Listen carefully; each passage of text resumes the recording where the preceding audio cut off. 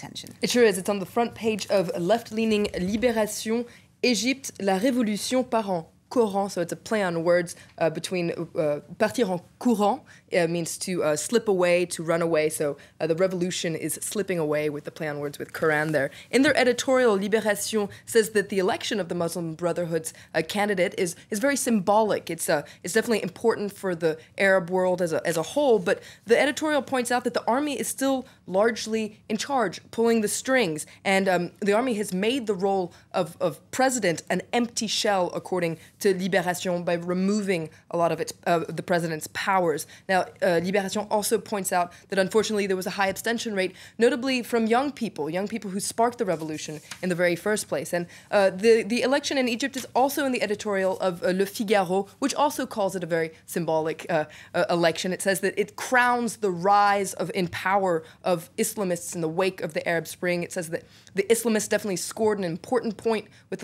this election because it's the first time that an Islamist has been elected by the will of the people to lead a big Arab country. But just like Libération, Le Figaro points out that the army has taken plenty of precautions and that Morsi will have very little room to actually maneuver. Okay, well, moving back to Europe, and the Euro crisis also making a lot of the newspapers today. It sure is. This comes ahead of the big European summit that everyone's waiting for, scheduled for June 28th and 29th. But before that, Angela Merkel is going to meet French President François Hollande here in Paris on Wednesday, and they're going to attempt to get on the same page ahead of this summit. Now, Les Echos, the business daily here, says that Paris and Berlin are condemned to get along to save the euro because there's still serious divisions ahead of this summit. And sticking with the euro crisis, let's take a look at Le Figaro, the right-leaning newspaper here, that wonders whether Greece has been lying to Europeans. Now, this story was actually leaked in a Greek daily called Tu Vima, and just days after the new coalition government was sworn in,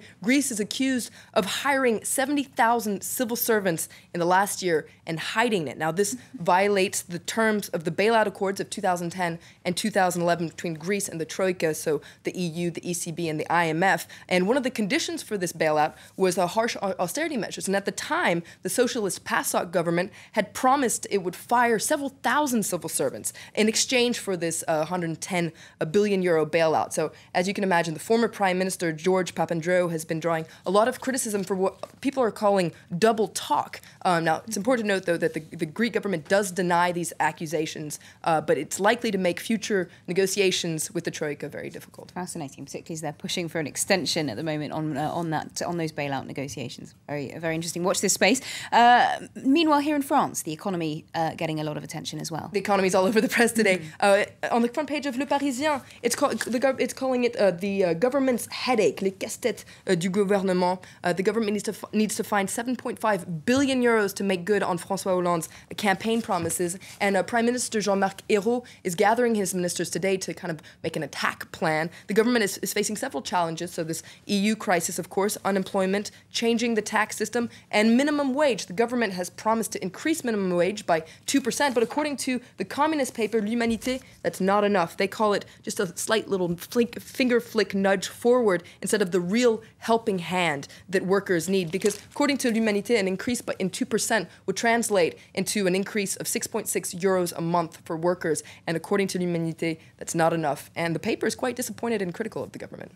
Okay, well, finally, football also making the papers after France had a pretty dismal performance against Spain on Saturday. Absolutely. 20 Minutes is calling it pitiful elimination. And the paper wonders whether it's time for the French team to put itself into question. Now, there was already a lot of soul-searching within Les Bleus following their disastrous participation in the World Cup in 2010. And according to 20 Minutes, the construction site is open again. It's also on the cover of L'Équipe, the sports daily here. Le changement, c'est maintenant. So a little wink to François Hollande's campaign slogan.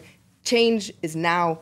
What is just is going to happen, who knows? But L'Équipe is definitely questioning whether Laurent Blanc, for instance, the coach, will stick around. What changes will go through the Bleu to make sure that maybe next time they can win a little bit. Okay, well, thanks very much indeed, Florence, for that look at today's French newspapers. Let's still to come here on Live.